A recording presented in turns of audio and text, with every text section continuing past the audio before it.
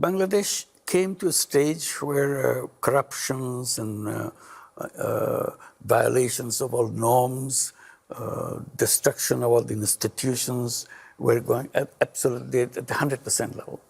So that's the time when young people emerged. They said, that's enough, you have to go. So they raised this issue, you have to go, and marched on the street together and made it happen on 5th of August. So that was something to see the enormous amount of misgovernance and enormous amount of atrocities and enormous amount of cruel things that have been done to the citizens of the country, and plundering of the economy totally, stolen everything that they could lay your hands on. So they brought it to the end of it. So that was a kind of emergence of a new Bangladesh. They call it New Bangladesh. So the old Bangladesh is a kind of terrifying things.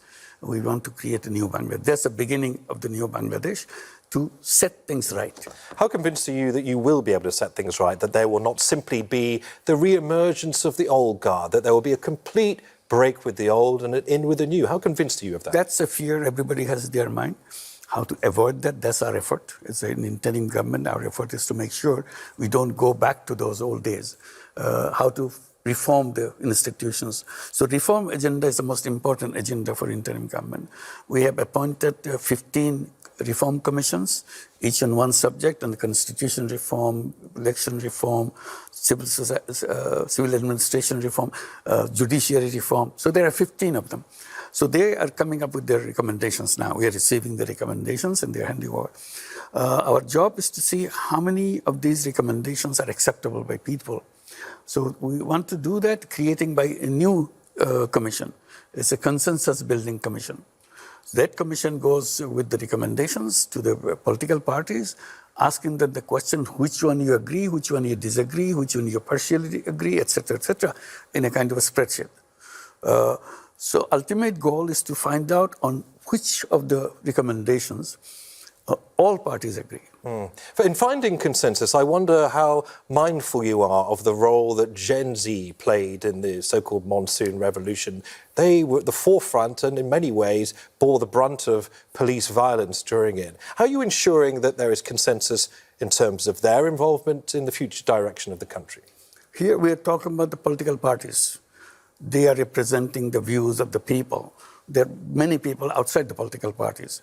But luckily, those young people that you mentioned, they form a political party itself. So as a political party, same thing is asked to them. What are the things that you agree, disagree, partially agree, and so on and so forth. Ultimate goal is to collect all them on which items all parties agree. That will be the most important thing, because these are the items that all parties agree.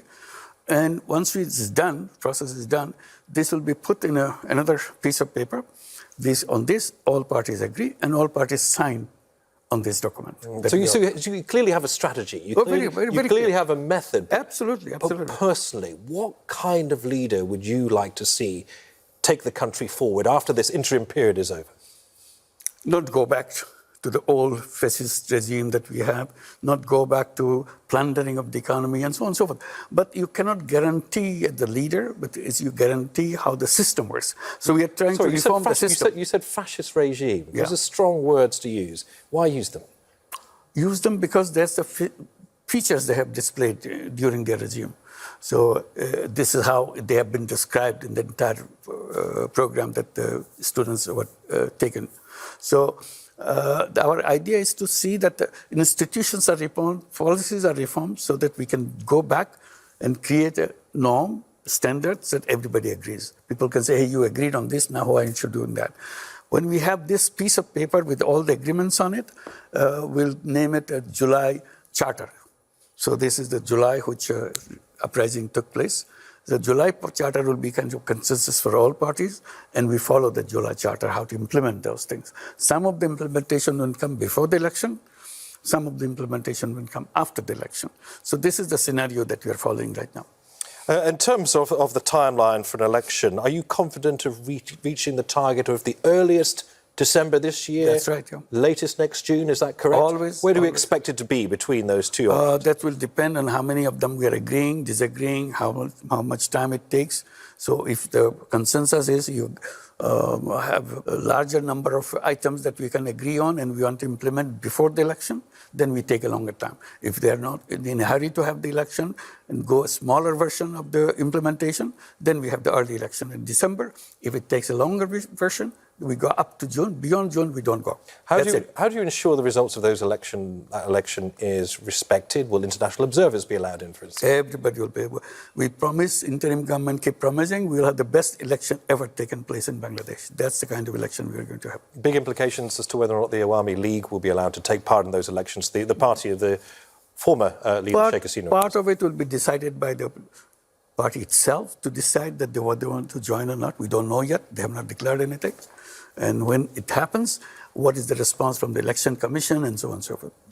So you're leaving it entirely to the Election Commission to make that election. decision? There are other parties who may say that under this law they cannot participate and so on. Is it fair to say that the honeymoon period after the fall of 𝗥𝗶𝗴𝗵𝘁𝘁 is probably over now? There are some pretty big challenges that you need to provide concrete answers for, given the fact that there is this lingering influence of the old guard, others who may seek to exploit the political vacuum. And you also, of course, have something like 1 million Rohingya refugees as well that you are minding. Is this something Bangladesh can do alone? Two things. One, about the impatience of people, whether honeymoon period is over or not. Seeing the situation in Bangladesh, still people think interim government is still the good answer for them. They're not saying, let the interim government go, have the election today. Nobody said that. So this is the direction we are going. We have not faced any such problem of people saying that hand it over as soon as possible. But the Rohingya, that's a separate issue. We're dealing with the Rohingya issue with the international organizations, United Nations, and also to make sure that these people can go home safely. So our idea is how to make sure some understanding is created between Bangladesh and Myanmar so that there's a safe resettlement of Rohingyas to go back to their own homes. Given the huge amount of pressure, like I said, 1 million Rohingya in Bangladesh and countries like the United States, even the United Kingdom and others saying, look, for financial reasons, we are not going to spend what we used to spend on international aid. Does that worry you? Does that concern you? Or can Bangladesh shoulder this pressure from other sources? I would say that Bangladesh will not be alone to help them. There are many, many countries who will help them to make sure. But even more than that, it's not about helping them to stay. The important thing to help them to go back to their homes. They have their homes, they have their land, they have their professions. Go back to their profession. They are professional people like engineers, doctors, and lawyers, along with the farmers, craftsmen. They're all here. It's a whole society sitting out there. So they go back to their professions. So that will be the best solution. In the meantime, it's the responsibility of the whole world. It's not the responsibility of Bangladesh. Bangladesh has allowed them to stay. That's the best thing they could do under the circumstances. But it's assumed that there's a global community would be looking after their health and livelihood. I suppose if the country wants to really forge ahead, it does also need to look into some of the darker aspects of its near past, particularly when it comes to the issue of accountability. I mean, you have pledged justice for those killed and disappeared under 𝗥𝗶𝗴𝗵𝘁𝘁's rule. Will your government invite in a UN-led investigation? How will you pursue accountability? Already UN-led investigation has taken place. UN High Commissioner for Human Rights, they published a whole report full of all the details of everything. So we're very happy that we didn't have to do it and say people questioning our ability to do that. They spend a lot of time documented, it's available in public domain. So this is a good start. We have our own research, our own reports, what the terrible thing they have done. So the legal system is now functioning to bring them to trial. So the trial thing will start very soon, probably at the end of this month or the beginning of next month. And how far up the chain would those judicial proceedings go? Are we talking about military and intelligence officials? Anybody who has committed any crime against humanity, nobody will be spared.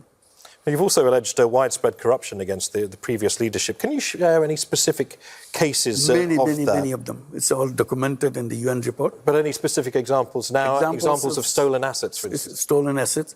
Banking system is completely emptied out, taking resources out of the country. Banks were taken out completely by taking over the board of the bank under gunpoint. So you replace the board, and then board gives you a loan. Massive loan. Understanding is you have to pay back. So under your book, it shows as a loan, but actually you just took the money away. Where's the majority of that money gone, and how do you even start talking about asset recovery? There are lots of investigations going on. We see part of it is in Europe, part of it is in Caribbean, and part of it in Asian countries. So we are tracing them and trying to get the money back as much as we can. And are foreign governments helping you in doing that? Absolutely. They are very cooperative, all of them. Bangladesh has issued an arrest warrant for the British MP, 𝗔𝗯𝗃𝘁𝘁. I mean, she is Sheikh Hasina's niece. I mean, she's been accused of benefiting from family corruption. I think it's fair to say she firmly denies the allegations. Is this part of a genuine anti-corruption drive, or is there a certain degree of political retaliation here? It's a case against concrete evidence. So the legal system has to work out. So we are not saying we are putting her to jail right away. We simply, Department of Anti-Corruption, the Anti-Corruption Commission actually, they brought the case. Now court has to decide whether the evidence is good enough to send her to jail or really... Can she be extradited from the UK? We'll try. You would like to pursue that? Absolutely. Well, same way as we have done for Hasina, who's left the country. Talking about Sheikh Hasina, obviously she claims she is still the rightful Prime Minister. She's issuing all of these statements from India. How does the government view her presence there in India? We had a BIMSTEC meeting in Bangkok where all the BIMSTEC heads of governments were there, including Prime Minister Modi. I had a discussion with Prime Minister Modi and I made it very clear that, okay, if you want to keep her, that probably is not something that I can settle with you. But definitely, while she is here, she should not be talking because it creates a lot of problem for us. She is giving speeches to incite people inside of Bangladesh, and we have to suffer from that. What did Prime Minister Modi say? He said, if I recollect, he said this is a country where social media is open to anybody. I cannot control that. So my question to you is, do you think that India is offering her political cover? Should she face justice back home? And can you in any way leverage that? This is a legal procedure. I don't know what the law says, what to do. We have already sent a letter to Indian government to really send her to Bangladesh. They have not responded to yet. But when the legal procedures begin, a law will again, court will give the notice to her to see how to bring her. So let me get this straight. You're saying that Prime Minister Modi has told you we can't do anything about her freedom of speech in a country, India, that has been accused of stifling freedom of speech, and in no way have you been given any kind of guarantees that she will be sent back to face justice? No. What does that do diplomatically between Bangladesh and India? This is one of the cases that we have to resolve ourselves, that continue to do that. We understand what their legal situation is, what our legal situation is, but we are waiting for the legal notice coming from the court that brings it to a higher level of notice. Was it deliberate that you decided to visit China first before India? Were you sending a message there? I'm visiting everybody who I would like to go, the neighbors. I tried to go to India. They didn't respond to it. So I went to China, and now I'll go to Malaysia. So I'm busy, and I was in Bangkok, in Thailand. So I'm visiting many countries around, and I'm trying to revive SAARC as a community of South Asian countries. This is all the members countries. So today, SAARC is a kind of in a limbo. It's not functioning. I'm appealing to all the SAARC leaders that let's get back into it, collaborate with each other, meet each other, and so on. So that's one effort I'm making. Another effort is a BIMSTEC. Yes, we'll say let's get together and resolve our issues and continue together. Our main issue is how to bring nations together for a better life for the citizens of those countries. BIMSTEC, currently Bangladesh is the chair of BIMSTEC, so this is an important position for the BIMSTEC to hold those meetings and try to do that. And also we want to try to get the membership of ASEAN. That's another large number of countries where we'd like to be associated with. Right. And we are very happy that we get a good response. So essentially you're willing to work with anyone who will work with you regionally. Everybody. But India has to a certain extent given you a cold shoulder here. Is the alternative now a deepening ties with Pakistan instead? I will not say cold shoulder. It's maybe temporary thing, something we have to resolve together. So I will not take this as a final thing. It's not something long-lasting thing. How to resolve this? Friendship is the key to live together and move together. And I will keep on insisting on how to bring people together in the neighborhood of Bangladesh and so on. And India-Bangladesh relationship should be one of the best relationships any nations could have together. I appreciate you pushed back on the phrase cold shoulder, but somebody who has expressed his displeasure with you is President Donald Trump. I heard he donated to See Me Lose, he said, talking about your donation to the Clinton Foundation in 2016, ahead of her bid, of course, for the presidency. Do you regret that move now that Trump is back? We have good relations with the Trump administration. We have no problem. We work together. We look forward to build a relationship, a strong relationship with the Trump administration. That's what we're working. So you are engaged with the new administration? Absolutely, very strongly and very warmly. We have a very warm relationship with the Trump administration. Do you see the US as a reliable partner? Are you being forced to choose between Beijing and Washington, D.C.? No, this is not a question of choice. They're all our friends. USA is a good friend. China is a good friend. India is a good friend. Nevertheless, you've been slapped with tariffs like most of the world at a time in which the country is emerging from years of turmoil. This is not aimed at Bangladesh. This is a global policy of the US. We cannot question that. We are trying to see how we can continue with our relationship in a way that we benefit from that. Do you still believe, after this trade war, that free market capitalism, something that you have been such a champion of, is really the way the world should be run? I'll slightly modify it, saying that I always say that this civilization is a self-destructive civilization. No matter what you do, you cannot escape this self-destruction. So we have to redesign the system. We create a new civilization. There comes the free market and economy and so on. So essentially, the seed of self-destruction is in the system. So we have to bring it out. We have to create a new civilization which is not driven by greed, not driven by profit maximization, but social consciousness. So we are saying there is a business, profit maximizing business. I have no quarrel with them.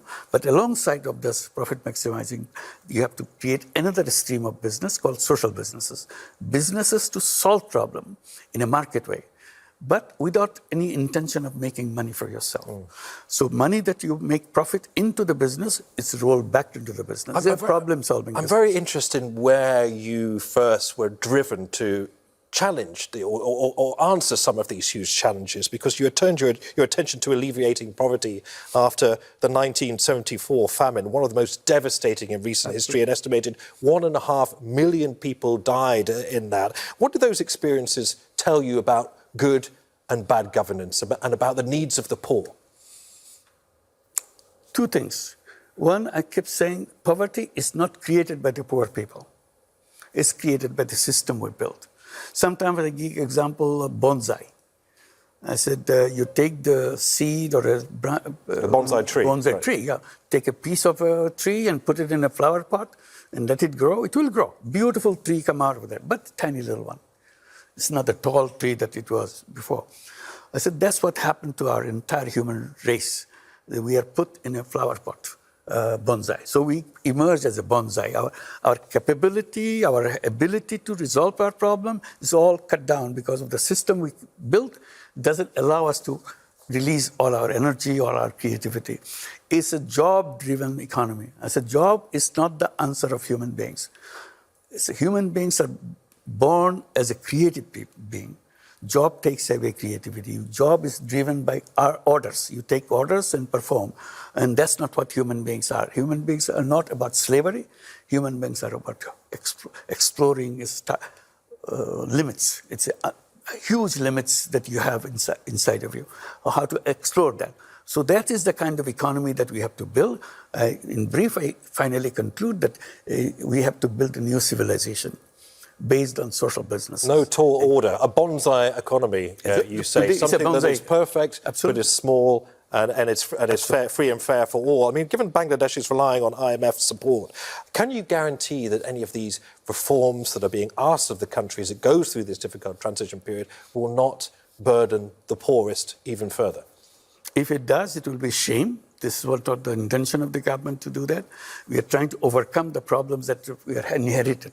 So make sure that we don't have this burden on us. We create an economy where we take care of ourselves. That's the whole thing. And that's what releasing the energy of 180 million people. It's a tremendous energy. Bangladesh is an amazing country, 180 million people living in 150,000 square kilometers. And that population is growing.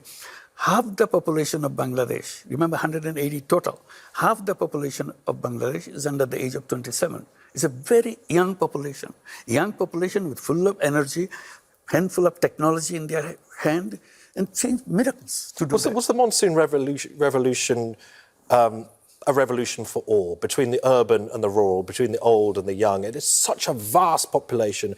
As you say, a huge number are very young indeed and will be custodians of the country going forward. But I wonder if there is a big, unbridgeable divide between what's going on in major cities and what's going on in the far-flung regions of the country. It's an amazing thing what the July Revolution has done, July Uprising has done, brought everybody together, whether you're old, whether you're young, whether you're urban, whether you're rural, whether you're a girl, whether you're a woman, whether you're a man, as a child, doesn't matter. Everybody's on board. That's what made it happen. It happened in hours' notice, not months' notice. It all began and then it's all ended within the same month. There have been, I need to bring this up, reports that show that there is still widespread labour abuse in Bangladesh's subcontracted factories. That's despite your own legacy of microfinance. How do you respond to critics who say microfinance actually helped, it didn't resolve these deeper issues of inequality and poverty? Yeah. Microcredit is not the solution for everything. We're telling that the people can have their own life, don't have to work for somebody else. And that's a theme that I work on, saying that people are basically born as entrepreneurs, but the system doesn't allow us to be entrepreneurs. System stops you because the financial institution doesn't work that way. Financial institution lends money to people who already have lots of money and doesn't lend money to people who don't have money. That's my theme that I always work. So labor issue is a different issue. Yes, there are problems in the labor segment of our population. We are dedicated to solve that problem. We are getting ready to sign up the ILO convention so that we fulfill all the requirements. That's the direction we are going. So we inherited lots of those problems, but our government is making sure that we perform at the level of the international community standard. That's our commitment. And we're working on it very hard. As we've reached the end of this discussion, I want to ask you a personal question. You are clearly a very able and very lively 84-year-old. I got your age right. That's right, yes. You are a Nobel laureate. You're internationally known. Why are you doing this now at this point in your life? I got a phone call from Bangladesh. I was in Paris. They were saying that 𝗔𝗯𝗂𝘂𝘁 has left. The regime has collapsed. Now we have to form a government. We want you to become the head of the government. I said, no, not me. I don't want to get involved. You find somebody else. So I gave my arguments why I don't want to get involved and so on. But they were not in a listening mood. So I said, why don't you think over it, find somebody else, give a big try. I'm sure you'll find many people who are capable of running the country. So take 24 hours, come back tomorrow and tell me what you did. So they called me back next day. And they repeated that we tried, but it didn't happen. I said, no, you didn't try hard enough. So it started on the 5th of August. The 𝗔𝗂𝘂𝘁 left, and I got the first call and the second call. On the third call, they said, look, we have been trying, and you are refusing it. We have been searching for everything. But everybody said, no, this is the best solution. He has to come. And we have given our lives, these young people, etc. All the description of what happened. Then I felt a little bad that I'm refusing this. So I said, okay, you have sacrificed your life and give blood. Despite my reluctance to do that, I'll accept it. And they were very happy. Immediately, it's all over the press that he's coming, he's taking the responsibility. And when was that exact point that It's 8th of August. On 8th of August, I arrived in Dhaka and took charge of the government. How does it feel to come full circle now? I mean, of course, you have been facing smear campaigns, multiple smear campaigns by the senior leadership. You've been threatened with jail, with fines, all sorts of allegations levelled against you. How does it feel as we reach the end of our discussion to be in this huge position of responsibility? And what country will Bangladesh be in the next decade? It's a tremendous responsibility. At the same time, I must emphasize repeatedly, it's a great opportunity. History never gave us this opportunity before. Suddenly that opportunity came. It's a clean slate. You can do anything you want, provided you can create a new government, new Bangladesh. And that's a challenge given to us. We are working very hard. We'll try our best to make that happen and hold the election and hand it over to the newly elected government. That's our job. But in the meantime, we want to make sure it's peacefully done, everything done in a very correct procedures so that people feel happy at every step that we take.